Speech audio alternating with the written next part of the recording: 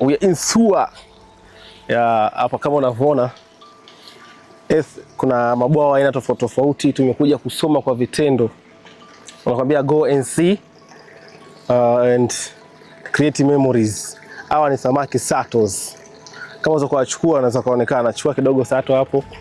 Hawa sato ambao ni business ambao unaweza kaifanya hata nyumbani pia, yani ukafuga samaki na maisha mengine yakaenda. Yote ni mabwawa. Hizi ni square meter, na kitaalamu unaweza ukaja paka moja kwa moja paka SUA kwa wataalamu wakakuelekeza. Haya ni mabwawa ya duara. Kama unavyoona kuna pipe zimepita tofauti tofauti kwa ajili ya air exchange na maji kuyabadilisha ili samaki waendelee kufanya nini? Kukua. Hizi ni concrete. Hiyo ni typical concrete wataalamu wamejenga. Lakini pia huku sasa kuna mabwawa ya ardhini ambayo tunaita earthen ponds.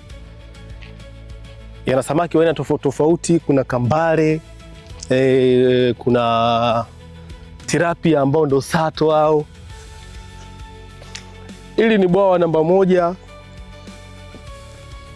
Zina nyavu hapo, lina pipe zimepita kwa ajili ya kutengeneza gas exchange. Mtu unaweza kutembea tu ukaja ukatarizi. Kwa mfano sisi tumeamua kuja msimu huu wa sikukuu, tumekuja kujaribu kutembea, lakini tumevutiwa na elimu.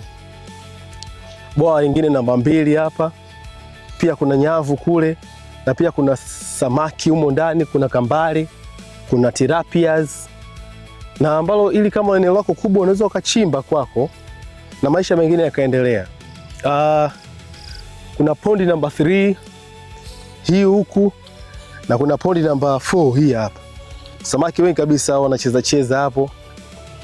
Ni maisha tu, sio paka uende Dubai.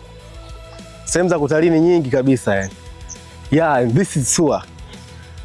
Watu wanafanya mambo yao, wataalamu wamekaa wameumiza kichwa, maisha yanaendelea. Hii documentary tumewaandalia just kuwa inspire na kuact katika ardhi. Hala.